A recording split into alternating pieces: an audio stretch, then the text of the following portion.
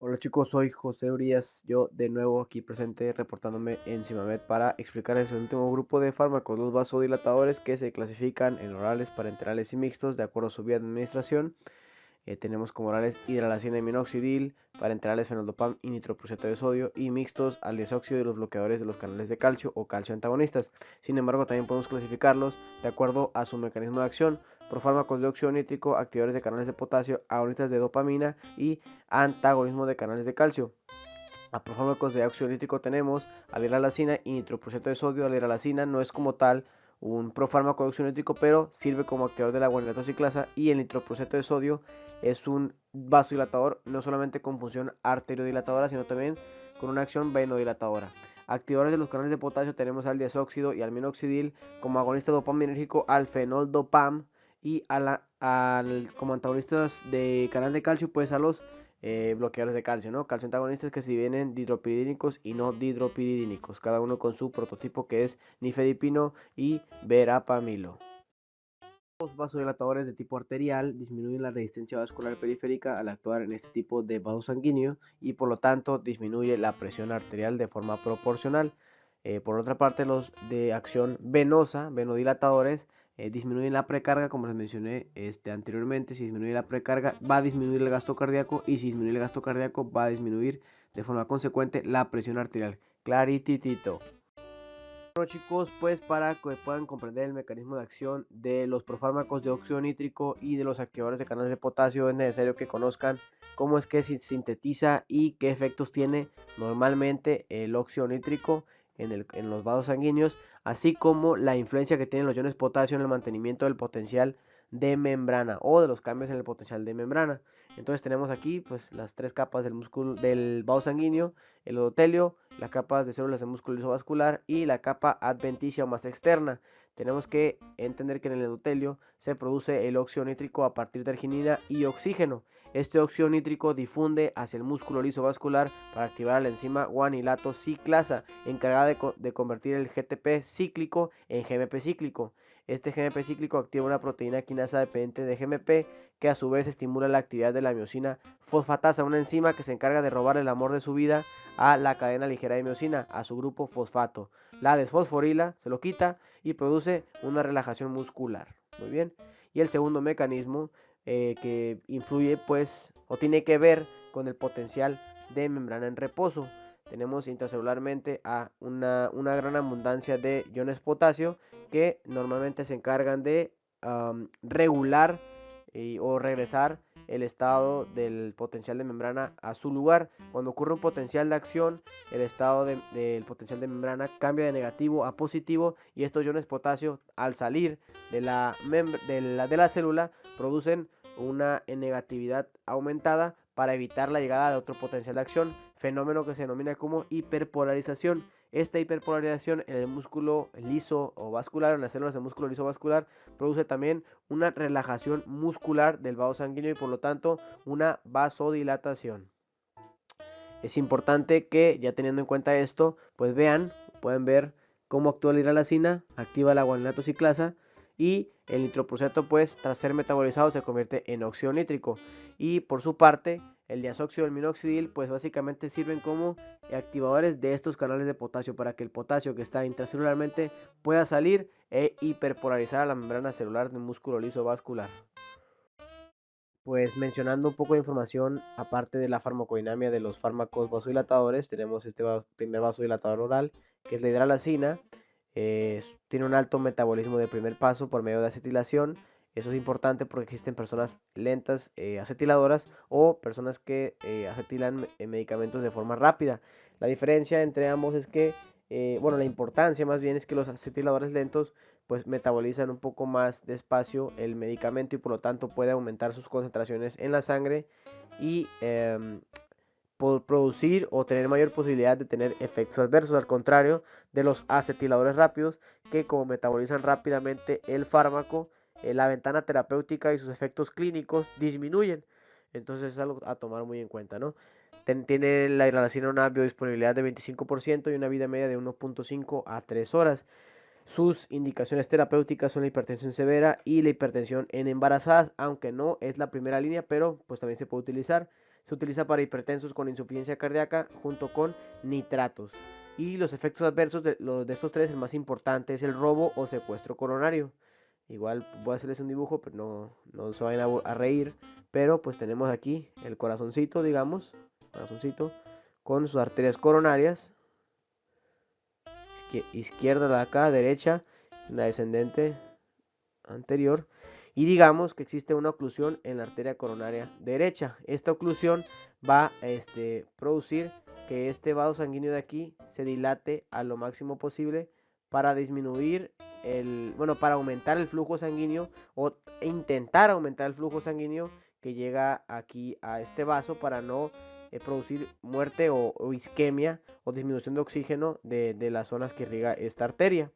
Entonces, si ya está dilatada al máximo esta arteria, pero falló de alguna forma porque pues está ocluida, la administración de fármacos como la hidralazina, que son arteriodilatadores importantes, lo que va a producir es que la hidralazina va a actuar preferentemente en los vasos que no están dañados, va a actuar sobre este vaso de aquí, este vaso de acá, los va a dilatar lo más que puedan estos vasos, y estos vasos van a robar, por así decirlo, entre comillas, van a robar la sangre que puede llegar justo a este vaso ocluido y por lo tanto aumenta o exacerba la isquemia que ocurre justamente en esta porción del corazón, ¿no? Entonces por eso es que está contraindicado en situaciones como cardiopatía isquémica. Muy bien.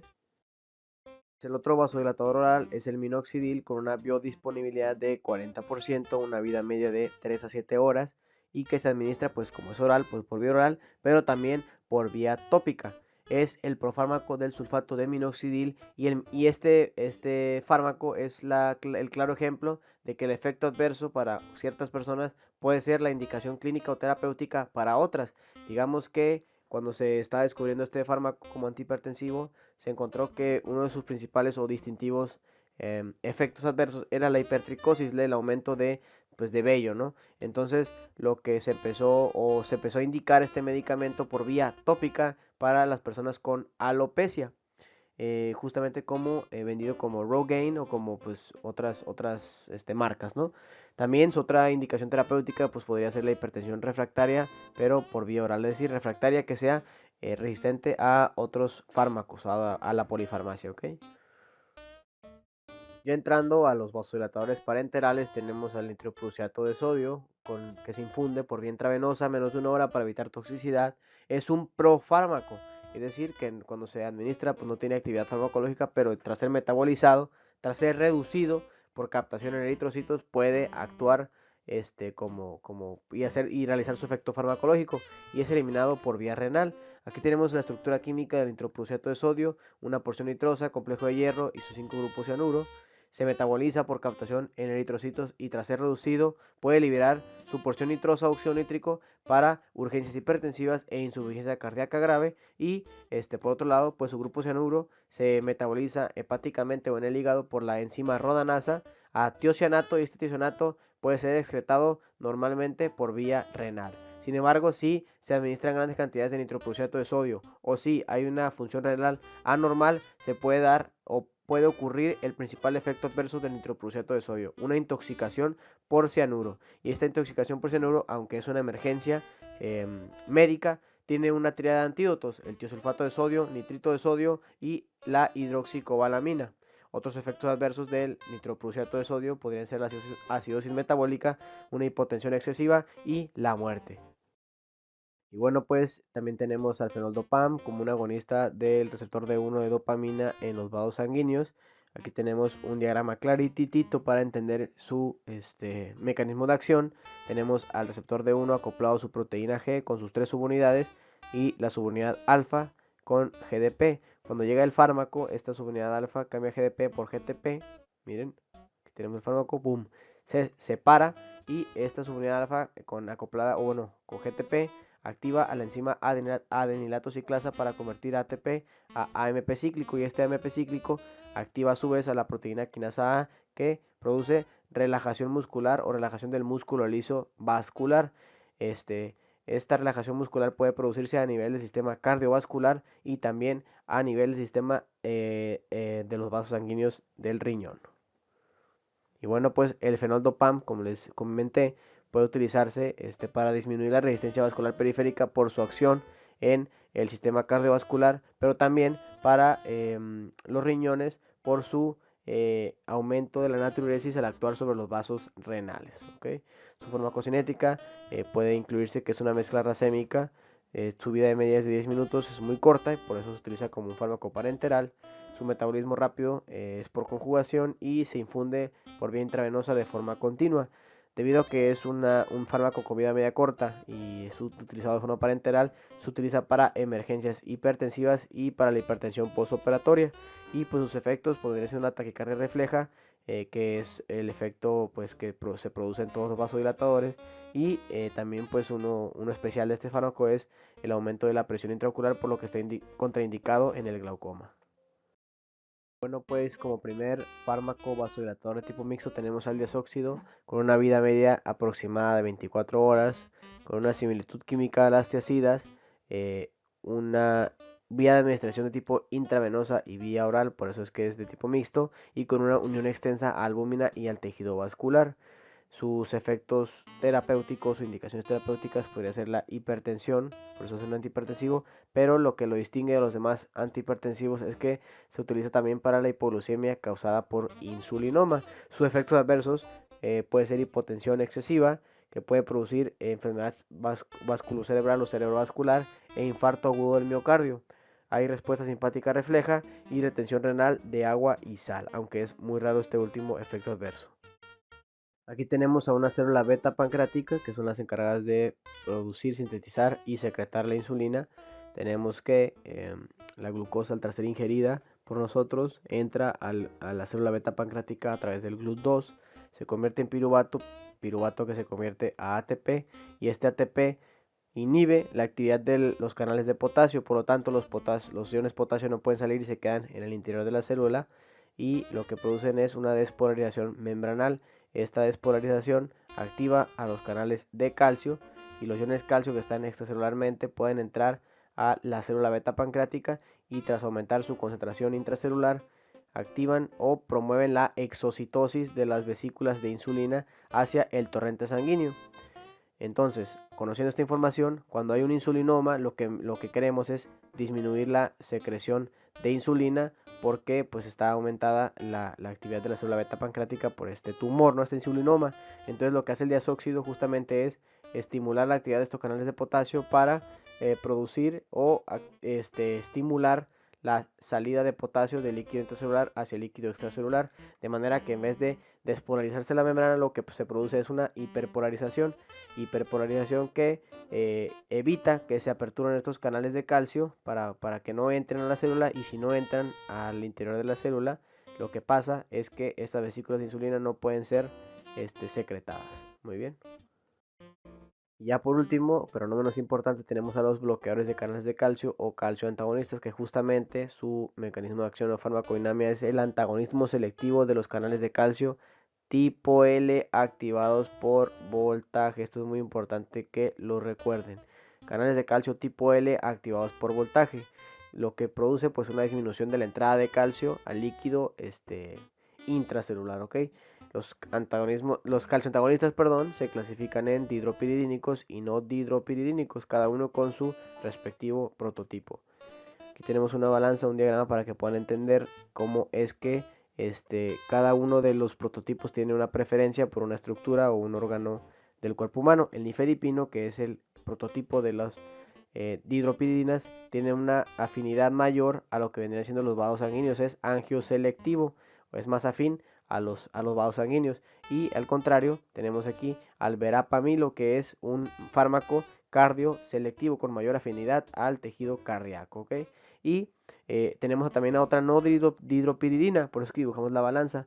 Tenemos a otra no dihidropiridina que justamente en vez de tener una acción a ninguno de los dos extremos, tiene una acción intermedia, ¿ok? El diltiazem es una no dihidropiridina con acción intermedia. Este es angioselectivo, cardioselectivo, actividad intermedia. Muy bien.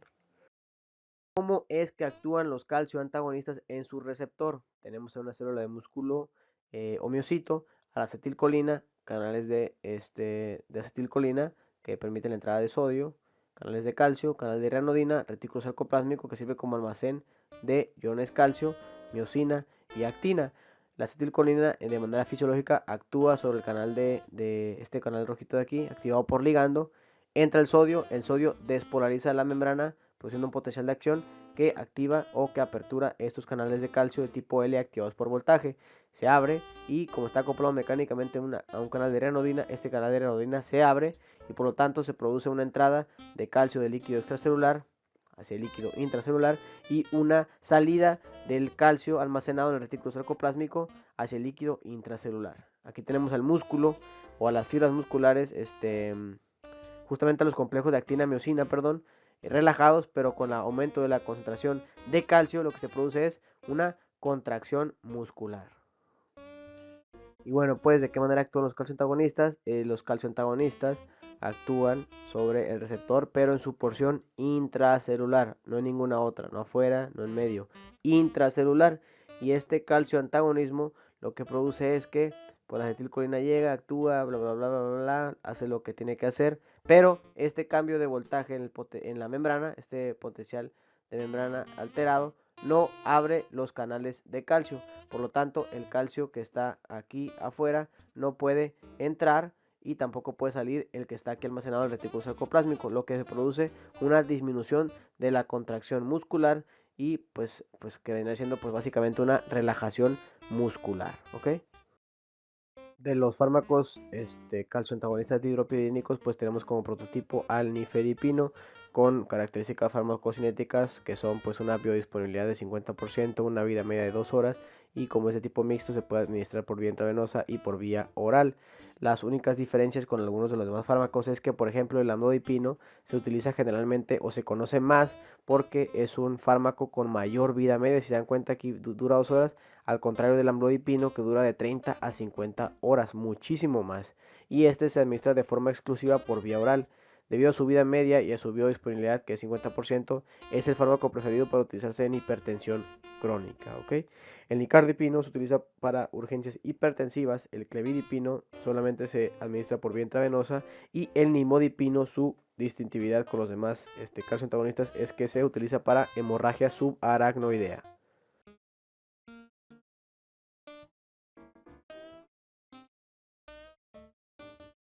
Para ya concluir con la farmacología básica de los antihipertensivos tenemos a las no dihidropiridinas, que serían el verapamilo, cardioselectivo, y el diltiazem, que tiene una actividad intermedia.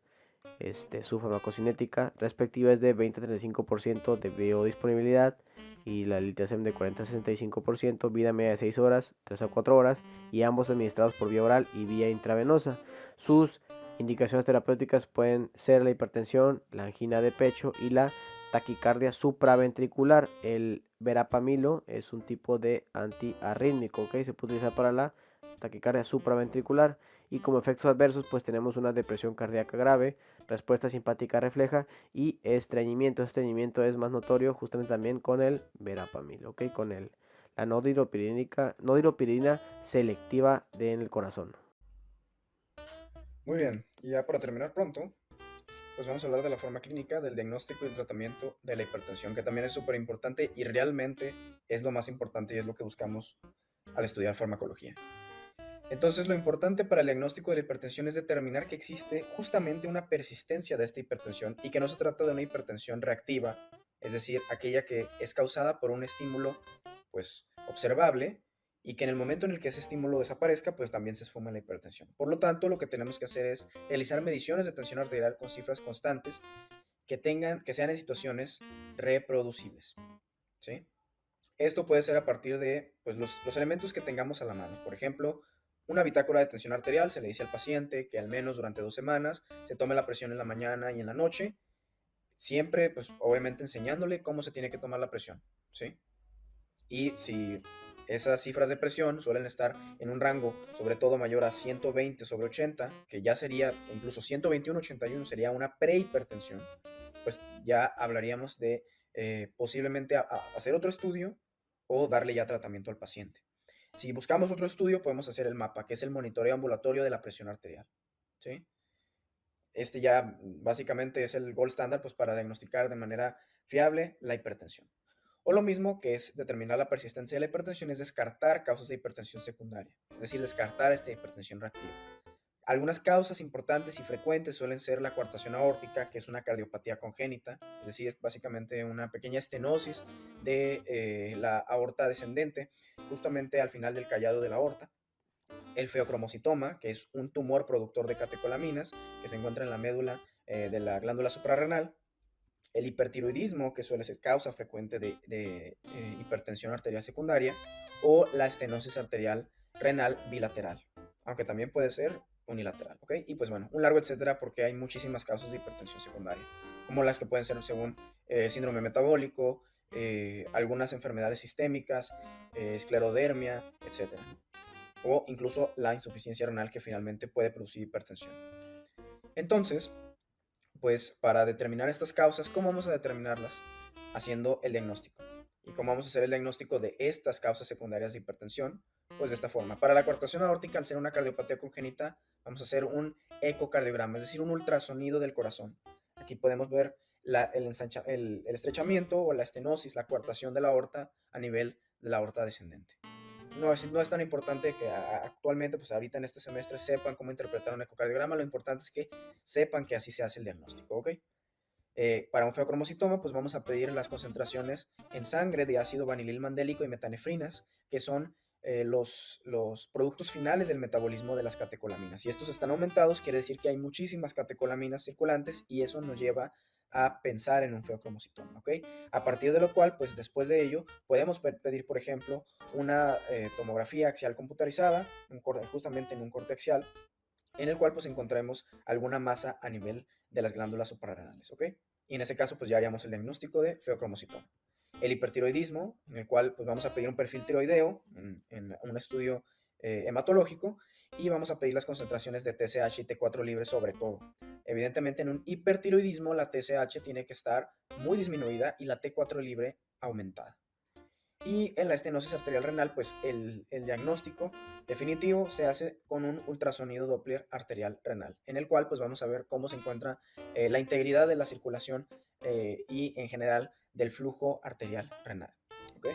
Eso es lo importante. Ahorita no se metan mucho en interpretar los estudios, simplemente en recordar que pues así se piden. Sobre todo porque no solamente en esta materia que es farma, pues van a verlo, sino que sirve para la vida como el médico. ¿Ok? Muy bien. Entonces, a partir de ahí, pues ya determinamos que si no había una causa de hipertensión secundaria, podemos hablar de una hipertensión esencial o una hipertensión primaria. Y para ello, pues también es necesario determinar algunos factores, como lo son la edad del paciente, ya que el 99% de los pacientes suelen ser ya pacientes adultos, mayores a 50, entre 40 y 50 años, y solo el 1% se asocia a una hipertensión juvenil, de los cuales la mayoría también se asocian a hipertensión secundaria. Tenemos que estadificar la hipertensión según las guías que se vayan a utilizar. Puede ser sobre todo la guía de la AHA o la American Heart Association, que es la más importante, ¿no? Y bueno, también tenemos que determinar la gravedad del daño al órgano blanco, ya que a partir de allí pues vamos a determinar el tratamiento del paciente. Y el órgano blanco, muy importante para todas las materias, fisiopatología y en general patología, todo lo que se tenga que ver en la medicina, pues el daño a órgano blanco va a tener que ser determinado según pues el daño a la aorta o el daño a los vasos, la retina, los riñones, el cerebro y el corazón, que son los órganos blancos a los cuales la hipertensión puede causarles daño. En el caso del cerebro, por ejemplo, se manifiesta con dolores de cabeza recurrentes, a los riñones con una disminución de la filtración glomerular que se manifiesta como un aumento de la relación albúmina-creatinina o un aumento de la creatinina plasmática. En el corazón, porque puede finalmente causar algún tipo de insuficiencia cardíaca, ya sea una cardiopatía en la cual haya dilatación o remodelación cardíaca. En la retina, con la retinopatía hipertensiva. Y en la aorta, porque pues, puede causar disección aórtica. Eso es importante luego, por ejemplo, para patología, ¿no? Y bueno, también los factores de riesgo cardiovascular, medidos sobre todo con las concentraciones de las lipoproteínas altas y de baja densidad. De alta y de baja densidad, lo más importante. Y bueno, ahora sí, ¿cómo vamos a hacer el tratamiento? Siempre para estas enfermedades vamos a iniciar con un tratamiento no farmacológico, ¿sí? A menos de que decidamos que la hipertensión es tan grave que ya requiere un tratamiento farmacológico, vamos a iniciar primero con un tratamiento no farmacológico. Y que pues es lo de toda la vida, ¿no? Cuidar la dieta, pero como los cambios en el estilo de vida sobre todo y de manera específica se refieren a una restricción del sodio en la dieta. La AJA, o la Asociación Americana del Corazón, en el 2024, pues recomendó que se tenía que consumir menos de 2.000 miligramos de sodio al día para reducir el riesgo de hipertensión. Lo mismo a partir de pues, la dieta DASH.